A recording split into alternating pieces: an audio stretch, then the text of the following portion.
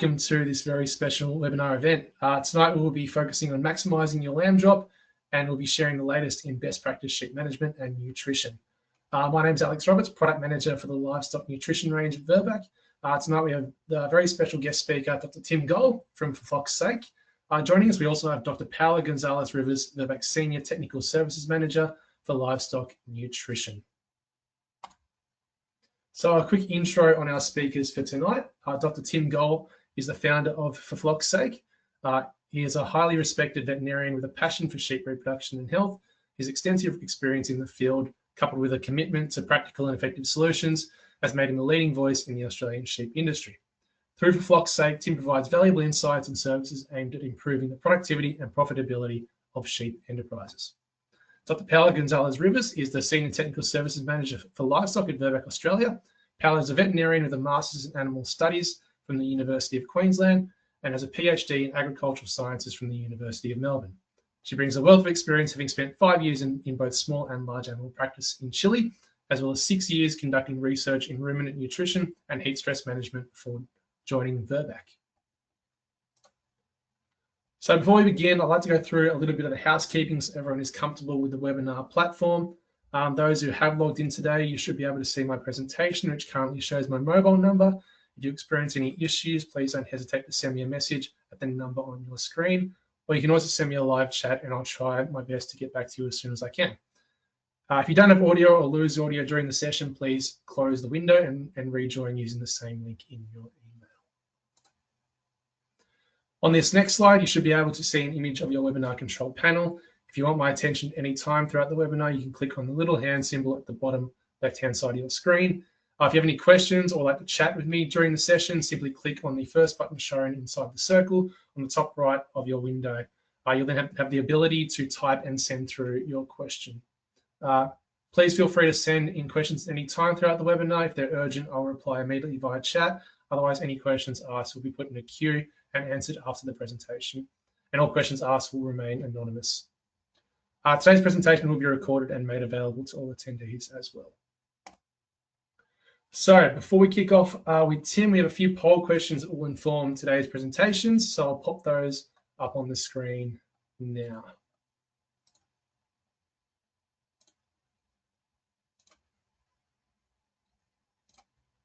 All right, so first question's an easy one. Where are you from? And sorry, I did have to group together the states and territories in some cases, just because we're only allowed 5 answers there. So apologies to Victoria's Northern Territory and Queensland there. The response is coming through.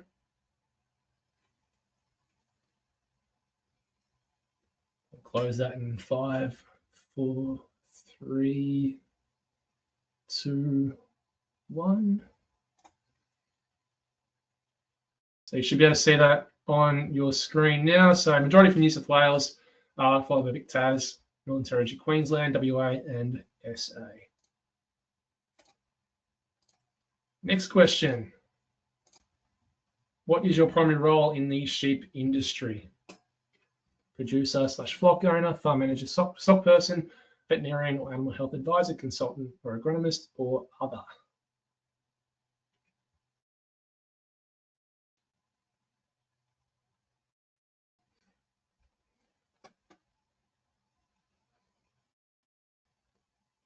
Close that one in 5, 4, 3, 2, 1. So the vast majority are producers and flock owners, followed by farm managers and stock persons. 2 more questions.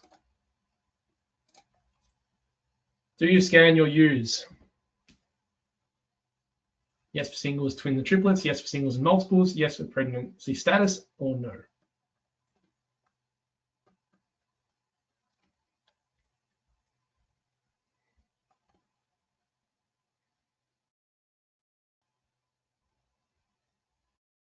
Close that one in 5, 4, 3, 2, 1. And the majority scan for singles and multiples, followed by no being the second highest answer. And just last one before we get started with Tim. What is the biggest challenge you currently face in maximising your lamb drop? Your nutrition and condition, ram health and performance, low conception or scanning rates, lamb survival from birth to marking.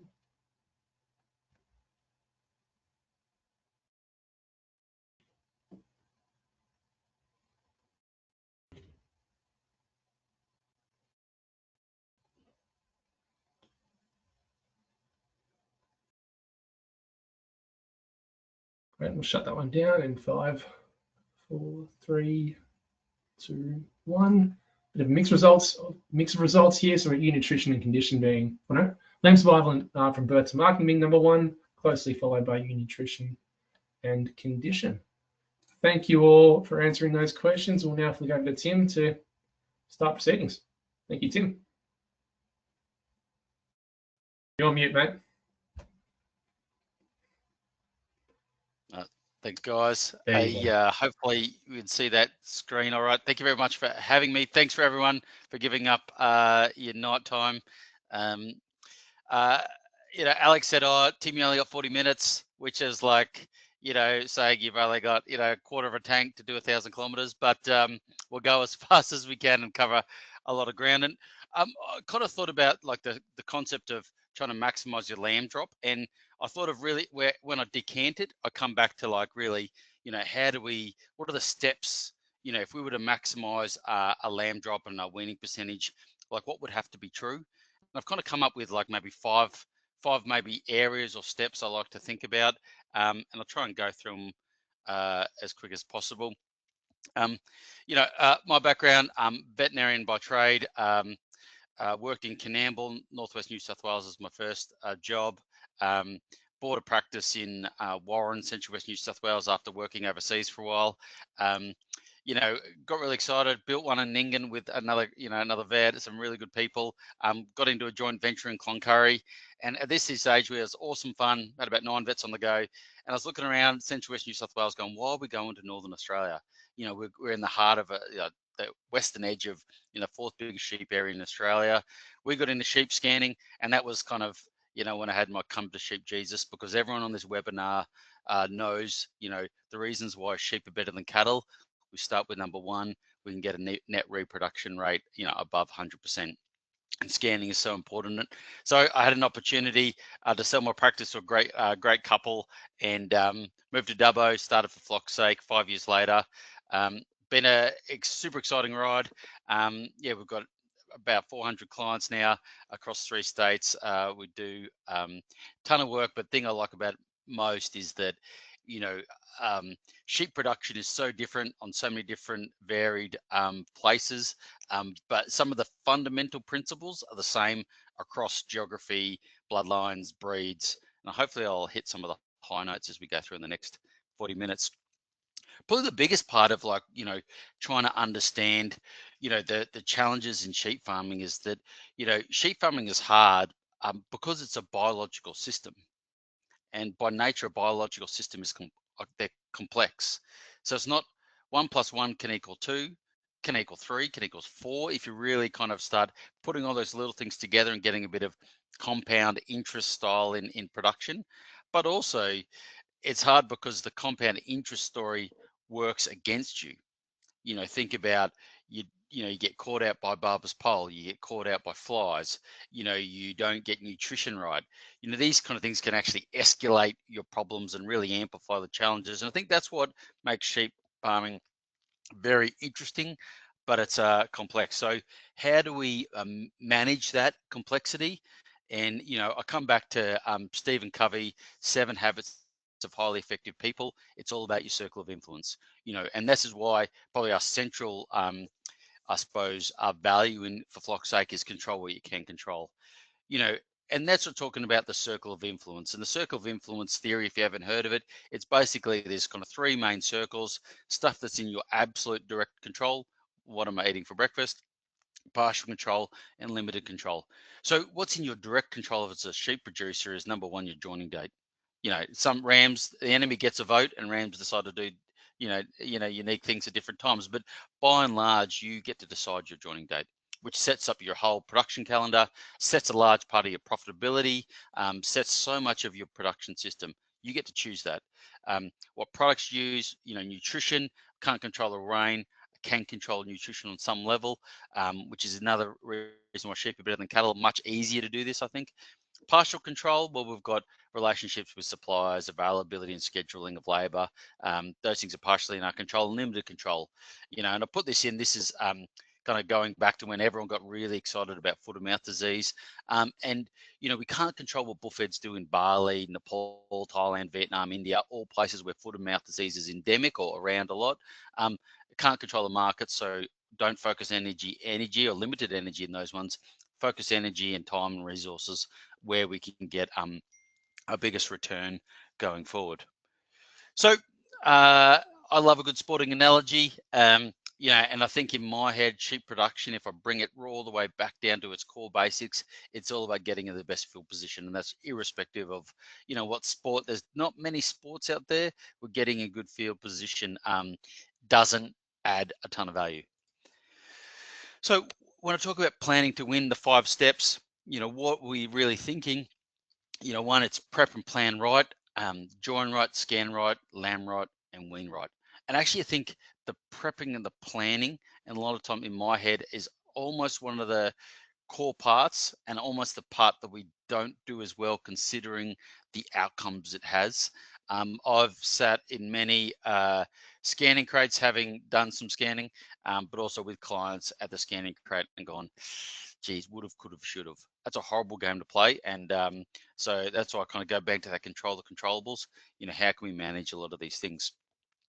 First of all, with joining, we all know that sheep are seasonal. So there's a time of year where we'll get better outcomes for reproduction rate. First part of that kind of join right, I think, is where possible using teasers.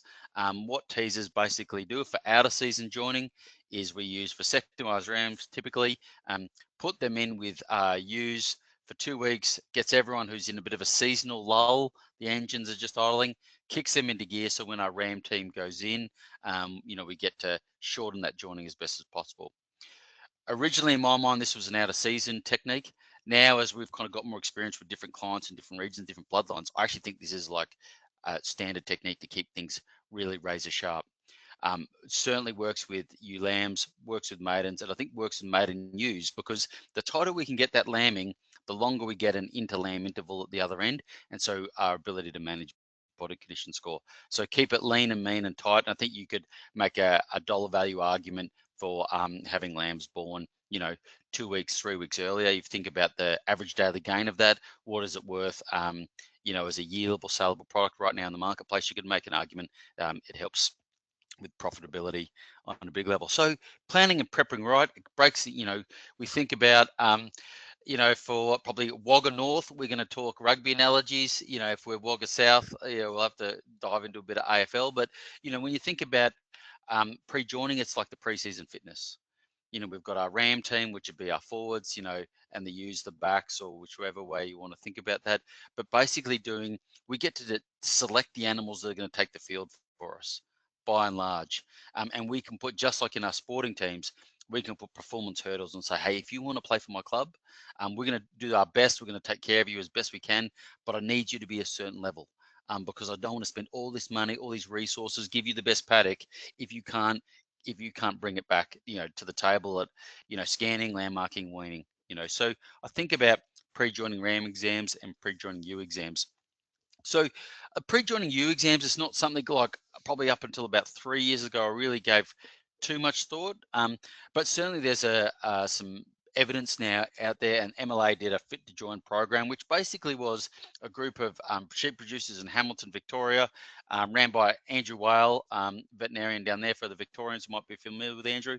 And basically what it said is that they had, following all best practice, but they weren't smashing it, consistently. So when they went through and put a fitness hurdle on their animals, what they found is that those who were unfit for joining had a 4.4 or 440% higher risk of scanning empty, 3 times higher risk of dying between joining and scanning, and had lambs that are 21% higher risk of dying. again, we get to choose these animals. So I thought that was really interesting. I think the advent of EID, the challenge with drafting out culls randomly, I think is like, what do we do with them? Like, what do we do with 3 ewes, in a out kind of yards? I think EID is great. A simple stick reader, you can just warn those, create a cull list on your stick reader, and every time cull for fitness, cull for anything, cull, whatever you need to do, just create the one file all year. Naughty, naughty, naughty. Create a list, and it's really easy to kind of create these draft lists. And there's a ton of advisors and people who can help you kind of do this. And then it's really easy to create these lists and create a cull list.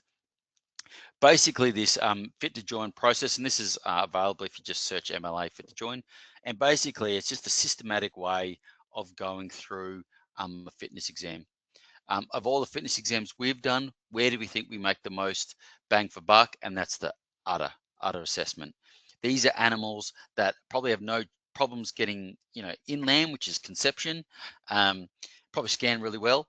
And so we probably take care of them really well, but they've got a udder abnormality, which means, like I said before, 21% higher risk of death in those lambs. So we're spending all this money on animals that actually, be like me. I was a former front rower. It'd be like me in the back line. Yeah, I'm not losing value, but I'm not adding a ton of value either. And I think for those ewes, that's probably a wrong analogy because they are actually taking up resources. So again, this is a controllable, and it will drive putting all those little bits together to get ourselves a compounding interest effect on our reproduction performance. Just don't let bad players take the field. Standard joke, I live in Dubbo, so, Uncle Roger takes care of them. What else in the pre-joining places? Again, we get to decide more or less how long our rams are going in for. Plenty of research that says that after 5 weeks, you don't really get any gain. There's no real gain. It just, you can see there the flat line. This is AWI graph, but in merinos will play up for every breed. You don't actually get any big gains. And what we end up doing is we just manage to it's like Spock and Star Trek, the needs of the many outweigh the needs of the few. When we have long joinings, we manage to the smallest, weakest, which isn't giving us the most value. So nice tight joinings. Teasers help you do this, but 5 weeks I think is plenty. I was talking to a group of producers today. Yeah, they're talking about 3 weeks. Like really getting on the attack. Nice tight lambings, and I think that's great. We can manage things really well when it's tight lambings. So for our rams, our athletes, if you think of the capital that you're going to spend on, on rams, like I'm seeing average sale prices in some of the merinos in, central west New South Wales, 2.5, 3.5. So like a ton of money. You think, you don't have to have that big of a ram team, 30 rams, 40 rams, and suddenly you're at Hilux amount of capital, Land Cruiser amount of capital, but thinking about that, do we let our Land Cruisers and our Hiluxes get around with flat tires, with the engine light on? We typically don't. They're worth too much money. We need the asset too much. If you come back to a RAM point of view, like for those 5 weeks, they're setting up your cash flow, they're setting up your genetic gain, because we know our ability to apply selection intensity. The harder we can put selection on, the better move we can get off the X. So if I come back to it, they're 5 weeks, they're athletes. For the Victorians, there's Lethal Lee Matthews. I went to uni in Brisbane in the early 2000s, so I certainly jumped on the Lions bandwagon then. I'm back on it now. And then Wallabies, David Pocock. They're all players, they're all athletes. We spend a lot of money on them, but we don't treat them like athletes typically, because they've got 5 weeks, 80 minutes to really set up a whole program. So the pre-joining RAM exam space, it's really, this is something we talked a lot about at uni, is we miss more by not looking than not knowing. Teeth, testes, toes, and tackle. Teeth, I don't think you need a vet degree to see this animal here and think, can I trust this animal, with next year's cash flow, next year's genetic gain. Testes, constantly, when we do pre-joining RAM exams, which typically you want to put in your calendar 12 weeks before joining, because if you put in your calendar 12 weeks, it probably happens at about 8 weeks, because life happens, doesn't it? Testes, brucellosis, although not mentioned in the MLA top endemic diseases, I actually see this a fair bit as a vet, and I just see it's epic production losses, either because you've got a whole ram team with bruco, so we need to typically get rid of, cull the whole ram team, go and get another Land Cruiser that we weren't planning for in ram team expenses, or we find that at the scanning crate. And although getting brucellosis in your ram team is more or less a biosecurity issue, getting a failure at the scanning crate, thinking, oh, the scanner didn't listen, the pregnancy to the left, why are they all going to the right? I think brucellosis failures at the scanning crate, 100% a management decision that can be avoided doing pre-joining ram exams. And, as a consultant, you're meant to have like big things you say to stir up the crowd. One of mine would be certainly that if you do pre-joining ram exams every year religiously, I think the chance of you having a reproduction failure at the scanning crate, I think it's not quite zero, but geez, it's not far off it. So put in that space, really easy to do, and vets primed to do it. But even just again, we miss more by not looking than not knowing. Like this is brucellosis here. Anyone can detect that and know it's not normal, and that's just a red flag. Get a vet in. Toes, again, we don't drive Land Cruisers around with flat tires. And then tackle, this is an interesting one. Certainly when, in previous business, we did a lot of bull work.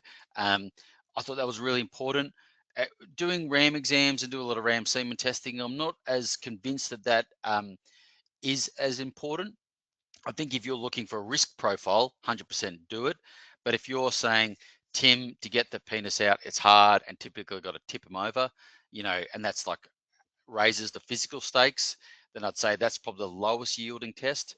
These three here, you can go through a ram team so quickly. That's a couple of hours, in your calendar, sets yourself up. But also, if you do this early enough and you go, oh, wow, I actually need a few more rams than I thought, you're not ringing your stud going, hey, do you have any rams that are going to last me the next 10, 15 years in their progeny? Have you got anything that fits my breeding objective in the last 5 minutes? No, of course they don't, because all the good rams are gone. So the impact on your genetic business, I think, is important. So get a hold of this problem early. Great way to get vets on board as well. So how do I think about it? Your pre-joining ram exam is the service and oil change. It's your annual pink slip. The more I've kind of dive into this, I think I don't want to leave anything to chance. I want to control the controllables.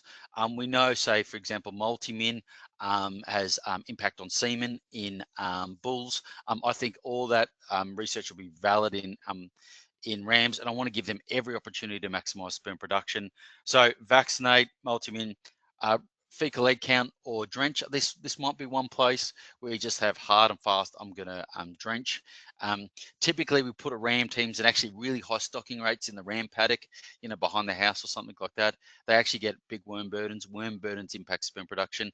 They're athletes. I don't want any barriers. I want them about to, win the World Cup, tear it apart. So I think taking care of, just kick it to touch. What else for our ram teams? Target 3.5.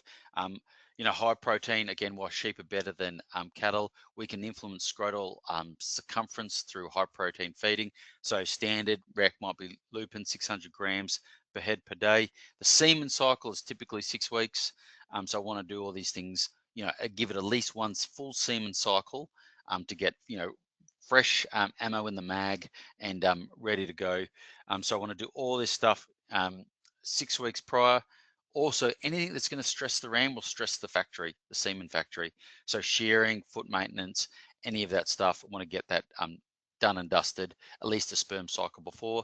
For people who are going to be joining out a season, Regulon does have some research that it'll increase sperm performance and production. So again, I want to play for absolute win. These are my athletes. I want to throw everything at them, and treat them like the athletes they are. So, okay, we've done a bit of the fitness test. What about pre-joining nutrition? If anyone's seen The Matrix, you'll be familiar with this. Basically, there's a scene, where he's got this guy and he's like, hey, I've got 2 pills. One pill, you go back to La La Land, dream world where everything's fine. And the other pill is like, you get the cold, hard reality.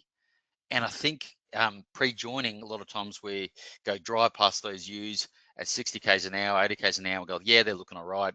That's just chewing on the blue pill. That's like, they should be right. But won't be right if body condition score isn't really great. So take the red pill. How do we take the red pill and face what reality is? And that's through body condition scoring. Because we know, and this is merino data, but I think it will apply across all breeds, is that body condition score drives ovulation rate. Genetics 100% has a role, but body condition score, or the amount of fuel in the ewes tank, will drive ovulation rate. This is a graph. It's out of lifetime ewe management. Basically, it shows condition score along this axis here, and then the probability of scanning a dry, single, or twin on this axis here. And you can see quickly that as body condition score goes up, the number of dries go down, and as body conditions score up, the blue, which is the singles, goes up to a point, and somewhere around about 2.5, depending on your bloodline and your breed. That'll start changing. Singles will go down, and twins will start going up. Why is that happening? Is because nutrition is encouraging multiple ovulations, while sheep are better than cattle.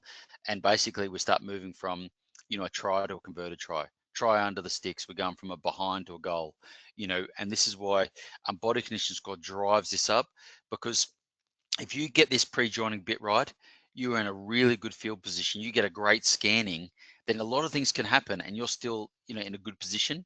You don't get a good scanning, and then you're at halftime and you're, below. You only really can play for a draw from here. So really clean body condition scoring. How do we do it? For the individual ewe, it's her fuel tank. For you as managers, it's your altimeter. Where's this mob going? Where's the altimeter? How close are we to that ideal body condition score, which, roughly is about 3 as a general rule. Certainly in Victoria with maternals, after you come off the spring, you'll be like looking to get maybe 4. You'll be trying to bank all that nutrition up. But as a general rule, 3 is the magic number.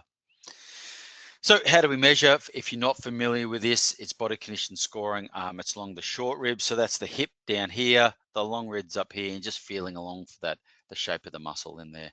If you haven't done lifetime ewe management, regardless of what kind of sheep you run, I think that's essential entry point to kind of upskill yourself in the sheep game. RIST, R-I-S-T, if you want to Google that, they facilitate that course, and they run it across Australia. It's really, really fantastic. Best course you could probably do to start off with. Why? Because you get to learn about stuff like this. This is the energy needs of a 65 kilo ewe.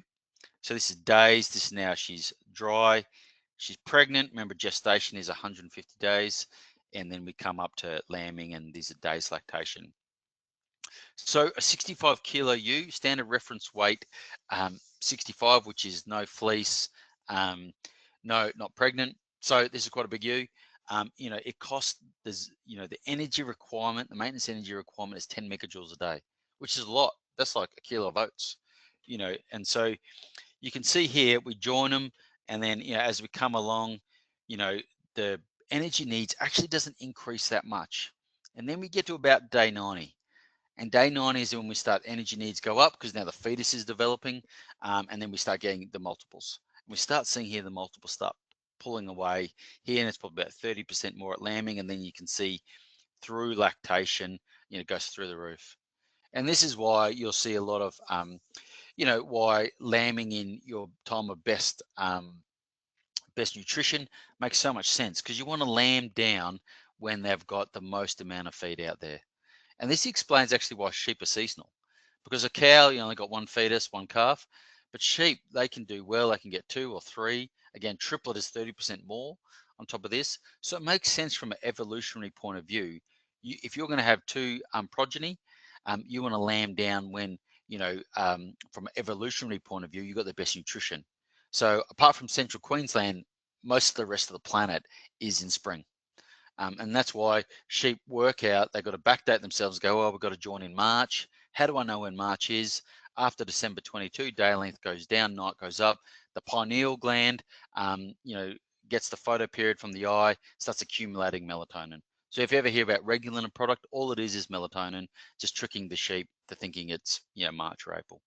And we're going to come back to this graph because it's important for weaning as well. But this lays out, how much nutrition really needs. Because if you come here and go, You know, even if we go, you know, right at the point of pregnancy, you know, 15 megajoules, you know, that's 1.5 kilos of barley. So that's a lot. So if you don't have green feed in front of you, irrespective of how much brown feed you have, it doesn't really count for production. So if it's not green, it won't count for production that's heavily pregnant ewes, and certainly growing animals like our weaners, you know, ewe lambs. So action item, you know, the day your rams go in is the day you book your scanner. You talk to any scanner in Australia, I'm sure they'll back me up on this one, is that, you know, when they get a call in the middle of scanning seasons going, hey, I've got 2,000 ewes to scan, they've got to be next Tuesday. They'd be like, too bad, so sad, you know. So why I say the minute the rams go in, partial control is the scheduling of labour. When the rams go in, text he or she your scanner and go, hey, rams are in, when do you want to scan? Some scanners will have different dates when they want to scan, and particularly if, you know, the more regionally you are, you know, they might want to fit you into the run, decrease your travel costs. So, but, you know, play for the win. The day the rams go in, send the text message to your scanner, hey, my rams are in, it's a 5-week joining, when are we scanning? For those of you who aren't scanning, this part is so important for you. And if those are scanning just for pregnancy and you're looking to go, okay, I want to scan for multiples, hopefully I'll sell that story shortly. Timing is important because the ideal time is 85 to 90 days from the rams go in. Why do I say rams go in? Is because at about day 90, you know, a single lamb is about the size of a Coke can. Ultrasounds love fluid, hate bone, which is why we get ultrasounds on our tummies. We get x-rays on our chests and when we come off the bike on our bones. So the more bone there is and less fluid, the less that sound wave can go in and see the picture and come back. So after 90 days, the sound wave you scan, a sound wave can't actually see through the first lamb to see the second. And that's when we start getting scanner inaccuracy. Time of feed, house speed, all heaps of things go into that. But I think timing is so important to get that run. Again, just text your scanner, let your scanner decide when the best time is. Okay, that's great. Tim, what do we do with the data, that scanning data? And the answer is everything. So first step is we can manage lamb birth weight. So this is merino data, but I think it plays out with all breeds. This is lamb survivability here and birth weight on this axis here. And as you can see here, as birth weight increases, you know, twins go up, that's quite a steep curve. Whenever I see steep curves in biology, I think opportunities or threats. My opportunity is if I can bring these twin lambs, get their birth weight up 1 kilo, actually I'm picking up a ton of survivability. On the other side of that, those singles, once they get too big, their survivability goes down. Why? Because we're getting dystocia. So understanding who twins and singles are through scanning helps me manage this because I want to give the needs to the needy. I want to attack the curve, the most steepest curve first, because that gives me the best return from my time, which is probably your most limited resource. We all think money, but it's actually time. Money, time, feed, best paddocks, you know, based on what kind of farming system you run. So that's great. Lamb birth weight is a metric of nutrition. Can we measure nutrition on you? Maybe we're not that great at estimating what's in the paddock, but we've got someone who can tell us accurately. It's called the U, you know, and body condition scoring tells us, you know, they don't lie. It tells us, you know, what the nutrition is doing. And here you can see as body condition score goes up, lamb survivability increases. So for, I think, was it, I'm not sure, Alex, was almost 45% was just for pregnancy or not scanning. This is a huge opportunity. I think it's about, the latest research I saw was that taking full advantage of this data is about 5-to-1 return on investment. Like that's huge, 500%. Put $1 in, get 5 back. You know, where are you going to get that return that quickly? You know, the track, you know, maybe. But you know, so I think this is the opportunity to take advantage because if we know who's who in the zoo, we can allocate resources more appropriately. Interestingly enough, you can see these single lambs, that lamb survivability doesn't change. So if you have a limited resource, limited budgets, limited paddocks, we know that we can allocate all those resources to the twins and we've got a steeper curve, get a better return. For those single bearers, we can treat them a bit, you know, I suppose give them a bit more tougher love or more opportunities for problem solving. And we don't have to take that too much of a hit in lamb survivability. For the merino people out there, yes, if you run these hard, this body condition score will have an impact on lifetime wool growth. So, which is the whole central tenet of lifetime ewe management is, of course, take care of those ewes, you set up lifetime wool production as well. And I've seen this when we've done fleece weighing for people who've had drought lambs, it could be 500 grams greasy, easy, when we've seen it measured. So all those things over thousands of animals really adds up. So it's not all about a lamb's, those ewes are so important. This is pregnancy toxemia, or so ewe mortality, sorry, and pre-condition score at lambing. And you can see here that those ewes that lamb down 1.5 of 2, they're just train wrecks. They get pregnancy toxemia, it's horrible. You got to spend, they get more foot abscesses, they get all kinds of things. Spends a lot of your time on animals that really like they're in the hurt locker. Just for everyone at home, if you get ewes with pregnancy toxemia, you need to give them oral propylene glycol as well as the kind of flow pack 6-in-1 mini ball under the skin. Those injectable packs, heaps of calcium, heaps of magnesium if you have a calcium magnesium problem. But if you have an energy problem, which is what Pregtox is, you need to give oral propylene glycol, which is ketol, which most, your local rural reseller can get those. The other part of this story, I think, is that, I was down at a open day today, and they talked about the most profitable ewes being, 2, 3, and 4-year-olds. So, and those younger ewes are actually the most super expensive. And so I thought about this and thought, well, if we're letting these older girls get Pregtox, we're actually, crueling some of our really high profitable ewes because they're the ones that are going to deliver the most number of lambs.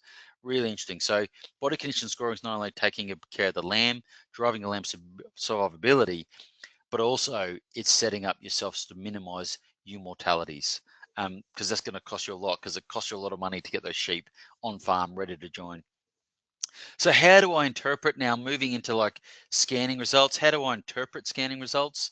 And basically this is a histogram based on the proportion of animals that scan red, dry, singles is blue, and twins, multiples in the green column. And basically, I deemed crushed it. If you are doing super well, if you've only got 10% or less dries, and you've got 1/3 singles and 2/3 twins. So that should get you about 150%.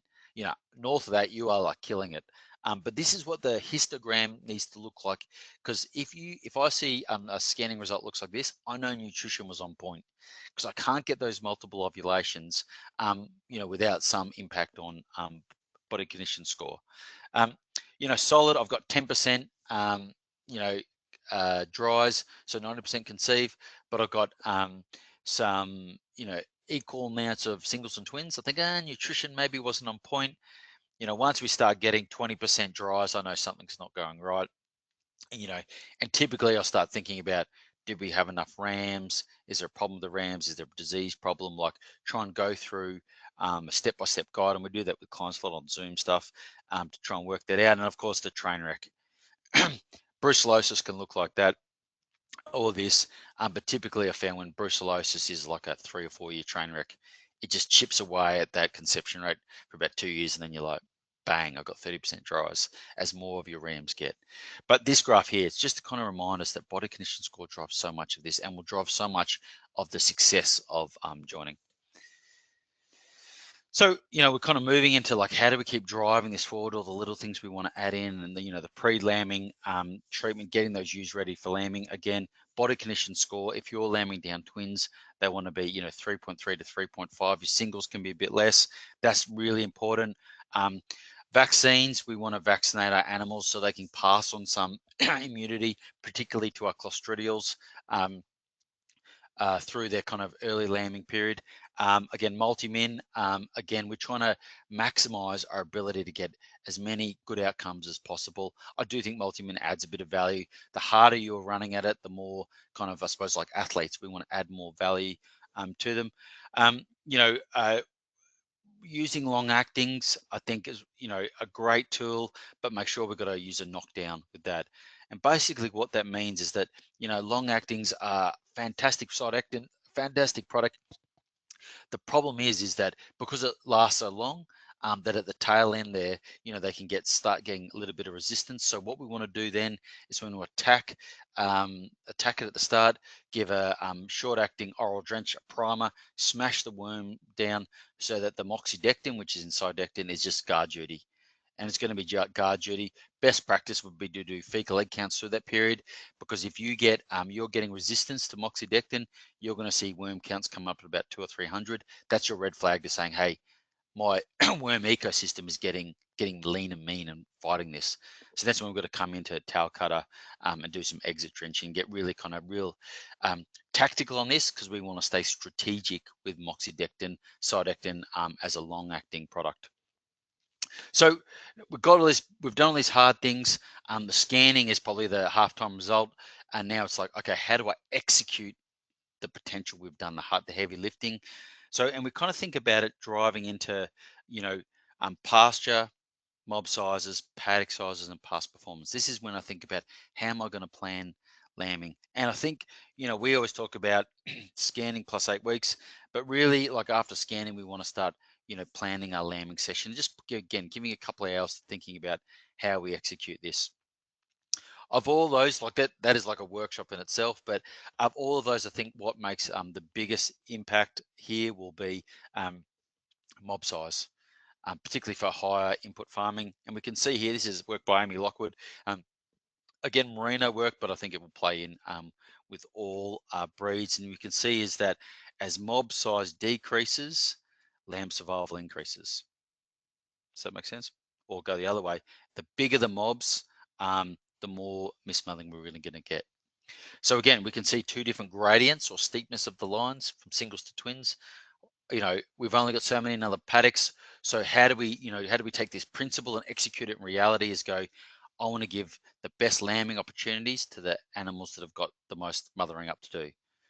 Maiden, twin bearers, ewe lamb, twin bearers, twin bearing ewes, and you can just kind of work that down. I was in a car with some really red hot sheep producers today, and we kind of talked about single mob sizes. Now we're kind of going, well, if you've got to use up grazing crops, got to use up these things, just stack the singles as hard as you can. There will be a change there, but it's all about going, well, rubber meets the road. Let's try and make those paddocks as small as possible. Certainly, the precision lambing model with Tim Leeming, which is, I reckon, is just awesome. Using electric tape, and even, again, nice tight lambings. You might only have to break that mob size down for the first 3 weeks. Get the best gain out of it. Wheel up the electric tape, and I've got clients who do that on grazing crops. Works really well. But I think this is probably the big one. You got to set those ewes up to have the best chance to have the best lamb health, because they need about 48 hours to get really kicking.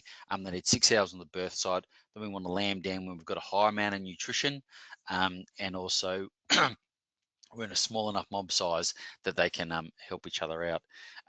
Certainly, I have for some South Australian clients through the drought, we've done broad acre spreading of peas, lupins, and I think that's a really great way to get some nutrition out with having that worry about bringing in feeders or trail feeding through in the heart of lambing. But I think that's a really good thing once you've got that nutrition right, is to rock and roll. So again, we want to play the repro long game. So after lambing, when we get to lamb marking, at lamb marking, it's not all about the lamb, it's actually about the ewe as well. And we want to find those ewes that have lambed and lost. And so this is like a bad photo I took yesterday. We've got some research sheep of our own. You can see this ewe has got quite a large, big udder, and this ewe's udder was present, but now it's all the way down. These lambs are quite small. So this ewe here, she was scanned in because she's still on farm, but her ability to bring a lamb to the cradle didn't eventuate. What we know is that mothering ability is lowly heritable. Ewe rearing ability, there is an ASBV for that, so you can select from that. It's a slow burn one, but mothering ability highly repeatable.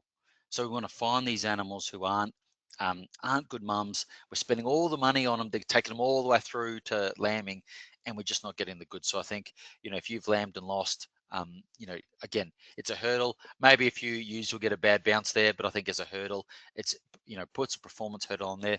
Great YouTube video from Gordon Refshawg. He's a bit of a weapon in this space on how to check that. Again, I think it's worthwhile getting a contractor to come in this, for for your production alone, because we want to build up high performance ewes when we talk about lambing. I love a good debrief. Stole this from the Air Force, but it's really like starting to think about our lamb marking. Did we get our goal, target, mission, objective? And it's just objective. Yes, no. I wanted to lamb mark twins at 180%. Did I get there? Yes, no. No names, no blame, just what happened. And then response, what did we learn and what can we do next time? So we're kind of trying to build pressure, and we take it through all the way to weaning. And I suppose in that weaning space, how do we maximize kind of lamb drop and getting them through to weaners? Because that's probably more or less the scoreboard. And that's planning for them to win, take care of the bottom 20%, 25%, and plan for next year. Weaning nutrition. Weaners have a higher need for protein than ewes. Like I know the vets and advisors might disagree on this one, but ewes basically don't need that much protein. Like it's bugger all, but they do need a lot of energy. But our weaners, they do need protein, and they need a lot of it. And I kind of think of protein and energy as, number of stands of you have at a shearing shed, and number of shearers you turn up. So if you've got 5 shearers turn up, so heaps of energy, to a 3-stand shed, you can't go any quicker. So that's why you've got to have a high protein, high energy diet for these weaners, get them up, get them rolling, and get those animals on the attack. That's where all your losses will occur, in that bottom 25%. Also, that's where a lot of your twins, triplets are going to live too. So we want to give them the best opportunity to get back up, get on the attack. If they're not growing more than 50 to 80 grams a day, life's going to gang up on them. Flies, worms, they're just going to get hammered, which is why I think, either merino weaners just want to die. Yeah, if we don't give them a runway to smash it, yeah, they're a high need animal. So you've got to plan, use, weaners need protection, use multi-actives onto a clean paddock. If you don't have clean paddocks, and you have to use a high, loosen rotation or something like that, then I think long actings is appropriate here if you're going to go into high risk environments. Certainly you want to dial up your fecal egg counting, this is like a little feck pack machine. We've got one of these in the office. And also there's tools getting around like, Barbavax. We've had a bit of a play around with that. There are some non-drenched tools that can help you execute that. So, at weaning, again, we want to drench. Again, I want to give my little rock stars the best opportunity. The market is rewarding us for all this effort right now. Multimin, again, sheep need 2 vaccines. It's like finding, walking around bare feet, finding one plugger. One's better than none, but to go anywhere you need 2. Same with vaccines, lamb marking, weaning. And then again, I like drafting off. You don't need auto drafters for this. I like it because, more toys, more fun, but even just drafting off the tail appropriately works. And again, take care of the bottom 25%. That's where a lot of the losses will occur. Rebuilding, driving ewe lambs, ewe lamb joining. What are the drivers of this? And you'll surprise, nutrition underpins just about all of this. That's joining weight, age at joining, growth rate during joining. That's really important. Use of teasers, and of course you need genetics that will get it done. And of course you got to plan for the win. If you think if you want to join 70% of standard reference weight, their mum's weight, if you backdate, reverse engineer what that number looks like, it's like north of 150 grams a day.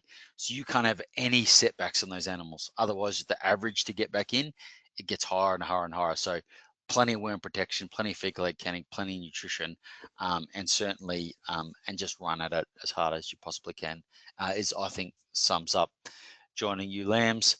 And then, of course, is planning for next year. And this is why I put this graph back in here, because you can see it. There's lambing, 100 days in, we're down almost back to a dry ewe energy level. So she's not giving that lamb after 14 weeks. She's not really giving that lamb that much. So it's a safety blanket, makes the lambs feel nice and fuzzy. But mum is now a competitor. She's eating the best food. She's contaminating with the worms. So weaning early, I think, makes a ton of sense. Why? Shortens the lactation period, gives them longer recovery, as you can see up here, which drives more time to get body condition score naturally off pasture, which will be our cheapest way to do it. So aim of the game in trying to really build that up. Like, there's so much in that. It's all about getting in field position. Prep and plan gets you there. joining, scanning, lambing, and weaning, either way, if it's in the rugby field, gets you to the 22, on the green, close to the goal square, whatever sport it is. I think stacking all those things up is how you get the really good results. It's not, one thing here, one thing there. But I did want to quickly talk about, Verbac. We looked at a client, it's almost like 2 years ago now, and this is us using the Target Repro program. I just want to quickly run through our results. The question, and it's a question getting asked in industry and right now, how do we transition from non-shearing fast as possible? And the answer in my mind was just, well, we want to maximize our net reproduction rate by putting selection pressure on shedding. So these are clients at Manduran. They had a high performance crossbred, and it really was high performance. They were buying pretty much a combination of some of the best merino genetics in the game, best Border Leicester genetics in the game. So this was kind of like, these guys are already A-grade players or girls, but our clients wanted to move away from wool and wanted to move into a shedding model. They didn't think they could get big lines of shedders in industry yet at that level of performance. And I think that's a legitimate discussion point. So our goal was to get the higher performance crossbreds using ultra white rams, which is a Pole Dorset white Dorper cross. A lot of ASBVs in that particular shedder. We wanted to transition as quick as possible to an F2, because we think at an F2, we're going to start really winding back that kind of wool management needs. So we did 2,000 ewes with a Target Repro package, and the guys will talk about that in a little bit, but Overstim is the fundamental product in there, and then we had 2,000 control. So we gave it a red hot crack. These were joined in January, so not quite in season, not quite out of season. Where did we get to with this? Basically, these were the numbers here. We got 166% in the Target Repro package and 154% there. So, we were really happy. Basically, in my mind, how this product works, Overstim, is, in the body, there's constantly yes and no signals. I flex my arm, my tricep has to relax for my bicep to tighten. So there's always like, push-pull levers. What we're doing with this product is really trying to like turn down the volume on the, on the brakes of ovulation. So we're trying to, increase the net reproduction rate, because for here we had a strategic genetic goal. We wanted to get as many F2s as fast as possible. So how did it work out when we got it through to weaning? And this is probably an interesting part, is we end up weaning just about 5% more. So, I look at that and think, well, that was a good outcome, because we are getting the outcome we're trying to drive reproduction rate. Again, this is a really high performance flock. So, we're already trying to like take them, a little bit further, but we definitely achieved that. But again, we didn't get, there were lots of improvements. So we did a debrief, and, we certainly could have managed lambing a bit better, because that's the challenge, like getting the scanning bit. I think we can get there, but that's only the potential. Executing that potential to get into weaning, that's a lot harder. So there's a lot more variability. The enemy gets a lot more votes from lambing to weaning, and we really got it. Management is so important in that space there to go forward. So when we kind of looked at it, what did it had the weaning rates weights go through, and basically what we saw is that we got a half a kilo about 600 grams more in the treatment group. So what does that look like across that? We, if I argued that, yield was about 48%, then we got another and weight, $10 a kilo, then we ended up getting another $21,000 worth of saleable product at weaning. So that's just, quite early in the piece. If we took that through at $300 a head, we're looking at another $30,000, on top of our strategic goal. Roger, if you're out there, I told you not to join at a low ram percentage, but he did anyway, and it worked really well. Why? Because I had young rams, and we took care of them and gave them, as best we could. We could have done it a bit better, but that's part of the debrief process. Is that it's like, okay, here we got a result. We reckon we got more in us for next year. So kind of ballpark costs. How did it kind of roll out? Multimin was $1. Overstim was about $4 for the whole program, so that's 2 shots. So approximately like a $10,000 spend. You know, at weaning, not including any extra labor, we've got 118% return on investment from direct costs, and then at sales 303%. So with a 5% increase in weaning rate. So I think that was success strategically, but again, we were coming from a very high base. What does it look like for not such a high base? This is some other client, again, probably about 5,000 ewes, and the difference in our scanning was 141 to 108. This is accelerated shedding joining. So I looked at that and thought, wow, we've made a really big impact. Going through, and these land marking results actually went really well. We got a really good result here. Really dialed up that nutrition. So, I suppose that's a user experience of using Overstim, but I really want to say here, if you are not executing the fundamentals, going for the bonus try is not the way forward. So for the people who aren't scanning for multiples, using products like this, particularly the Overstim, which increases ovulation rate, is not for you. You want to really focus on those basic ball skills, kicking, passing, dribbling if you're basketball. Focus on those skills and getting your skills about executing it and getting across the line, because that's where you'll get your best bang for buck. Fast and furious. I hope I added a few little things. The purpose of our business is to, help producers grow their best sheep and make every year a winner. We do a lot of stuff on Zoom, so if we can help down the track, do a bit of an audit, help you with the debrief, this is what we're all about. So thank you for listening. Hopefully that wasn't too fast and furious. Very comprehensive, Tim. Thanks for that. We'll hand over to Paola now as we run into the final part of the session. We do have a couple more poll questions just to hit you guys with while Paola's setting up there. So I'll pop those on the screen now. All right, the first one is, when, if ever, do you typically use multi-min field breeding flock? Pre-joining, pre-lambing, routinely at both pre-joining and pre-lambing. I've used it, but not routinely. I do not currently use it.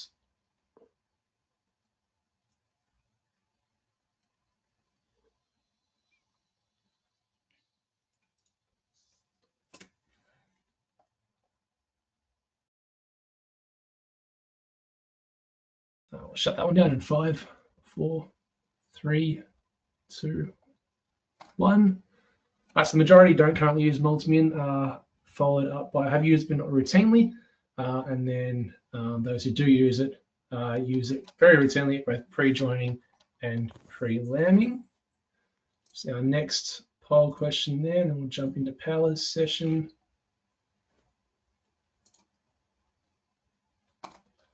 Before this session, were you familiar with Overstim? Yes, I've used it before. Yes, I know what it is, but I've not used it. No, I have not heard of it.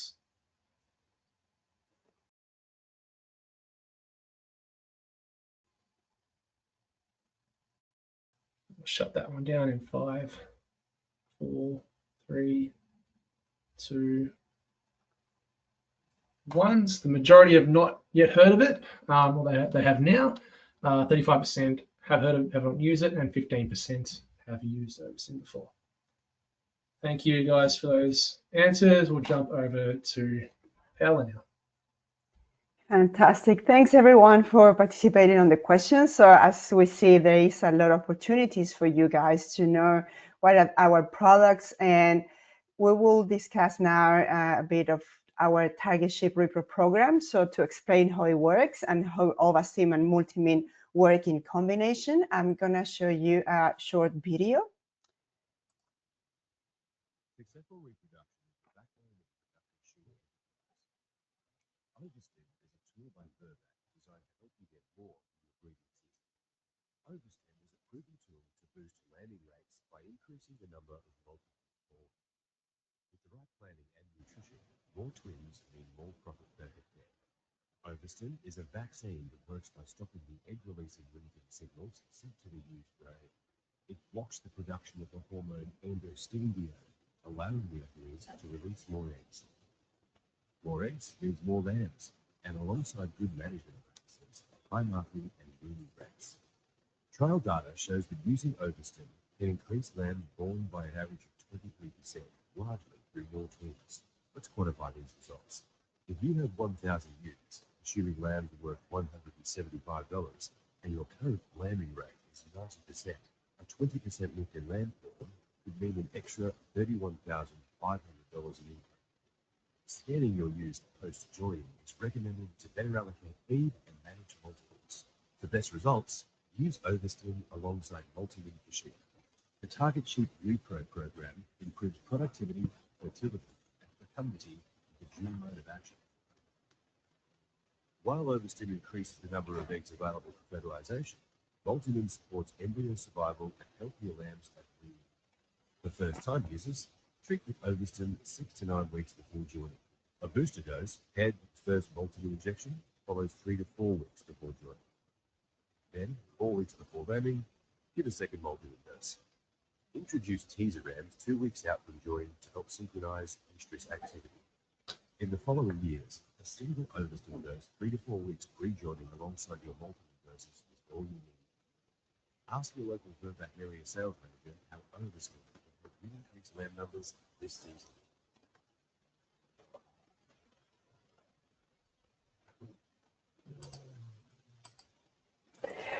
So this is our new Ovastim presentation. So we moved from our traditional presentation that was like a 100 ml glass bottle. So we now have a 500 pillow pack, which is user-friendly. It's compatible with any standard 2 ml applicator. We'll have extended broach vial. Now it's 50 days, which is more flexibility for you guys to use in the field. And now we have improved and updated our label and can be used in all sheep breeds, including merinos. So this product, as Tim explained, will bring enormous benefits for producers that are already doing everything correct and management is all right. So producers that are already scanning, this is a fantastic product to get your reproductive rates in maximize reproductive rates. So how Ovastim works? So basically, we increase the ovulation rate, we increase the number of fetuses in the uterus of the ewes, and we increase the number of lamb born. This will reach higher lambing rates. With correct management, we can reach this lambing to the sale and to the weaning or to be part of our replacement flock. The other part of the Target Sheep Repro is Multimin. Multimin for sheep is in 2 presentations, copper-free and without copper, and contains copper, selenium, zinc, and manganese. So with Multimin, we are able to increase productivity by improving fertility and immunity, and it's a low volume formulation. So dose rate of Multimin for use is 1 ml per 50 kilos, and it's recommended to use prior to joining to improve embryo survival and prior to lambing to allow the ewe to transfer trace minerals to the lamb in utero and basically improve ewe survival and also lamb survival until weaning.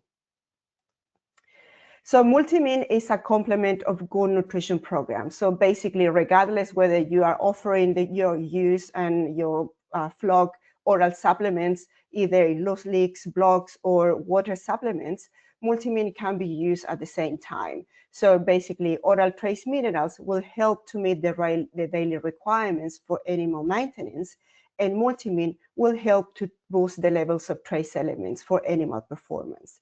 So we can complement very well good nutrition program, not only good nutrition, but also good animal health management. Associated Multimin with vaccination programs, for example, pre-lambing, we can help improve colostrum quality and also ewe health. So in summary, what is a Target Sheep Repro program? Target Sheep Repro program is a program that combines the use of Ovastim and Multimin that will help improve ewe fertility and fecundity through a dual mode of action. So first, Ovastim will increase the number of eggs available for fertilization, and Multimin will improve embryo survival. We will have more lambs born earlier and more healthier lambs in the system. So this is the Target Sheep Repro program. We start 12 weeks prior to joining with the rams, with the ram breeding soundness examination. Then we continue with the first dose of Ovastim in the first year of our system, approximately 8 weeks prior to joining. 4 weeks prior to joining, we repeat the booster of Ovastim and then the dose of Multimin pre-joining to the ewes. Scanning is super important. So because we need to manage this use accordingly, they will be more likely carrying twins or multiple bearing ewes. So we need to manage accordingly, as Tim mentioned before. So 4 weeks prior to lambing, we inject multimine to our ewes to maximize a lamb survival. So now the question is, are your ewes and lamb ready? So this is the checklist that we want you to follow. And this is the best management practices with alongside the recommendation that Tim already gave. We can also maximize your productivity with the use of the target sheep repro program with the combined use of Ovastim and multimine. Alex, back to you. Awesome. Thank you, Paola and Tim, guys. If you have any questions, please get them through now. I know we're running a bit over time, but luckily Tim doesn't sleep, so we'll be able to get to as many questions as possible tonight. So we do have a deal currently going on from both multimine and Ovastim as we head into spring. So available until the end of November this year. If you purchase 1 pack of multimine for sheep varieties in the 500 or 550 mil, you'll receive a $25 voucher. If you purchase 1 of the new Ovastim 500 mil packs, you'll receive a $50 voucher. This deal only Ovastim is also eligible for the purchase of 5 100 mil packs of Ovastim as we come towards the launch of the 500 mil pack later this year. We'll be communicating this deal within the next week via email, or you can take a screenshot of the screen or scan the QR code now. All right, so on to questions now. Right, so first question is, does lamb survival also come from having enough grass cover, say 10 centimeters of grass height? Is there any data on how much that affects lamb survival? Yeah, definitely. There's heaps of data out there about having targets for feed on offer, which is FOO, and I could do a whole topic on that. But basically, the more feed on offer you have, and like if you can have 20% legume in there, adds maximum. So I think it's probably over 1,000 kilograms per hectare would be like a bare minimum for a multiple animal. Yeah, so again, that's trying to maximize the usability to stay on the birth site and go from there, for sure. Interesting enough, I've got clients who are north of or south of Brian and north of Nyngan, and they actually lambed in quite large mob sizes, but they have a lot of saltbush. So kind of like the principle is they break up, they give them all privacy, and that's one of the P's you get, is like that privacy. So by adding that privacy, having that food on offer so they don't have to go anywhere, don't get disturbed by anyone. That's a big part of getting it done. Good question. Cool. Thanks, Tim. Next question is it beneficial to have daily mineral/vitamin supplementation as well as the injectables? My take would be, I think having calcium, magnesium, and the salt, like is a typical standard recommendation. I think the more you move into, multi-species pasture-based, native pasture-based, and the more you start driving it up and moving towards improved pastures, moving towards grazing crops, that becomes much more important, particularly the calcium magnesium story, and the salt is just typically used as the attractant. And it's not because sometimes, say, a grazing crop's a great one, it's not because a grazing crop might be short on calcium, it's because it's high on potassium. So in the room is like this super complex little biochemistry chamber. And so, the high potassium kind of blocks the absorption of calcium. So that's why a standard recommendation. So in a high performance setting, 100%, I'd be putting out lime, salt, and magnesium. Yeah, those macro elements are super important for general ewe health, particularly pre-lambing. So depending on pasture management, also to avoid grass tetany and all these other things that may happen. So, but adding the top up with multimine strategically pre-joining and pre-lambing would help also to maximize the benefits of your general management practices. Great, thank you. That's all the questions we've got. If there's any more, please do get them through. Just one other point. That was great. So much information. We'll have access to the presentation. Yes, it'll be sent to you automatically tomorrow by recording, so you can definitely rewatch it. There's a lot of information from Tim and both Paola as well. So I think it will be a good one to favorite, download, save, and rewatch there as well. But if there are no other questions, I'll assume we've answered them all ahead of time. And Pal, if you just want to jump to the next screen there. There we go. Great. So we do have another webinar, and his name was dropped earlier in the presentation. Dr. Andrew Whale will be doing a presentation on the first summer dream, setting your flock up for a healthy and productive summer. So if you do want to sign up to that one, you can hit the QR code there now. And if you are, you might have got an email about it as well. So you can follow that link too. So yeah, hit that QR code now if you do want to sign up to that one. So that one is next week at 7 p.m. next Wednesday, 7 p.m. So that'd be a good one to see as well, to follow up on this one here as well.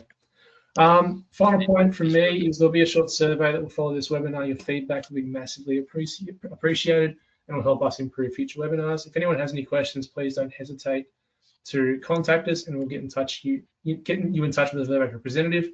Remember, this webinar has been recorded and we've made available via email, which you'll receive tomorrow. We've got another question, so we'll get back to that. So don't tune out yet, Tim and Pal. Will be made available via email, which will be with you tomorrow. We'll just do this one before I say goodbye. Let's have a look.